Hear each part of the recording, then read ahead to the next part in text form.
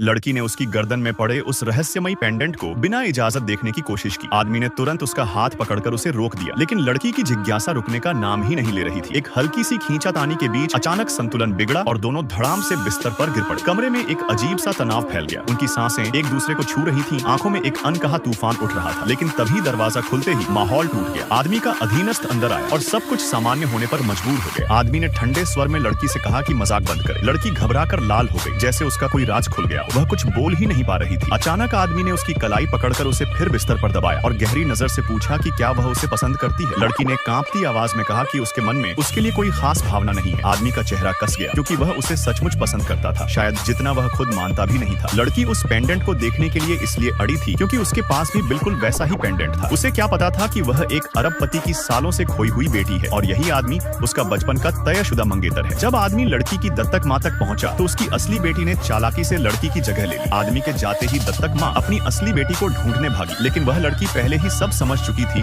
और अपना सामान पैक करके खड़ी थी। मां ने कांपती आवाज में पूछा कि उसने असली बेटी होने का ढोंग क्यों किया। वह लड़की मुस्कुराई और बोली कि यह उसके भाग्य बदलने का मौका है और ऐसे मौके बार बार नहीं मिलते। उधर असली लड़की अपने घर को संभालने के लिए आदमी के रेस्टोरेंट में काम करने लगी। पहले दिन ही उसने उसे एक ऐसे ग्राहक की तरह समझ लिया जो खाना खाकर भागता है। वह उसके सामने खड़ी होकर बोली कि उसने अब तक पैसे नहीं दिए। आदमी ने हल्की और खतरनाक मुस्कान के साथ कहा कि उसे यहाँ पैसे देने की जरूरत नहीं है। लड़की ने सोचा कि शायद वह गरीब है और भुगतान नहीं कर सकता, इसलिए जब उसे पता चला कि निर्माण स्थल पर मजदूरों की भर्ती हो रही है तो उसने बड़ी मासूमियत से कहा कि अगर वह चाहे तो उसे वहाँ इंटरव्यू के लिए ले जा सकती है। तभी रेस्टोरेंट मैनेजर दौड़ता हुआ आया। लड़की उस आदमी के सामने ढाल बनकर खड़ी हो गई और मैनेजर से कहा कि उसने उसके पैसे दे दिए और वह पुलिस न बुलाए। जब उसे पता चला कि वही आदमी रेस्टोरेंट का मालिक है तो वह शर्म और उलझन में जम सी गई। मैनेजर उसे नौकरी से निकालने वाला था, लेकिन आदमी ने शांत और भारी आवाज में कहा कि उसे $30,000 दिए जाए।